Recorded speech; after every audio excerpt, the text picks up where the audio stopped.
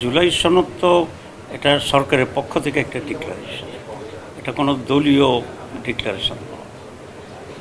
এই নিয়ে government official তেমন কোনো আলাপ আলোচনা করেনি।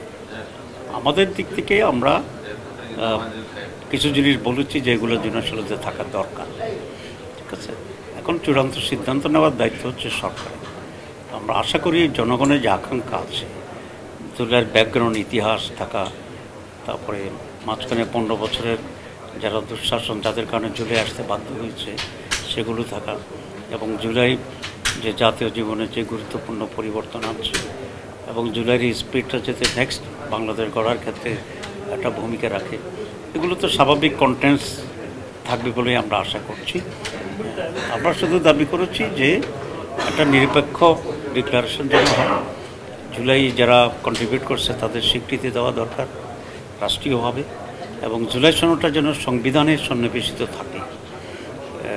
এটা এসব কিছু জিনিসকে আমরা চেয়েছি আমাদের দিক থেকে, কিন্তু এটা চূড়ান্তভাবে সিদ্ধান্ত নেওয়ার এখতিয়ার হচ্ছে সরকারের, কারণ এটা কোনো দলীয় ঘোষণা না, এটা সরকারের পক্ষ থেকে একটা জাতীয় ঘোষণা। তো আমরা আশা করি জুলাইয়ের যে আকাঙ্ক্ষা এটা সেখানে প্রতিফলিত হবে।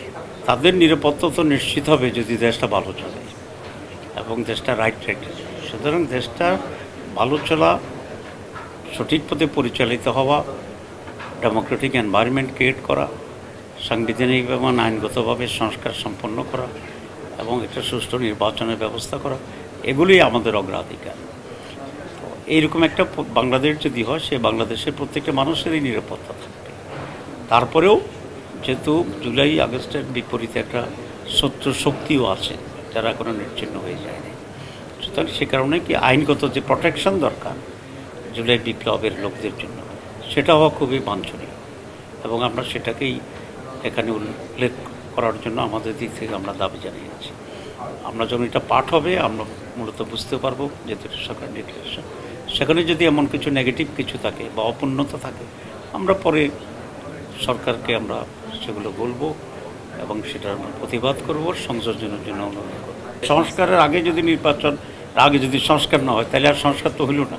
তো সেই জন্য আমাদের দাবি ন্যায্য, জাতির দাবিটা, এবং প্রত্যেকে এটাকে মানতে হবে। না মানলে সুষ্ঠু নির্বাচন হওয়ার কোনো সম্ভাবনা নেই।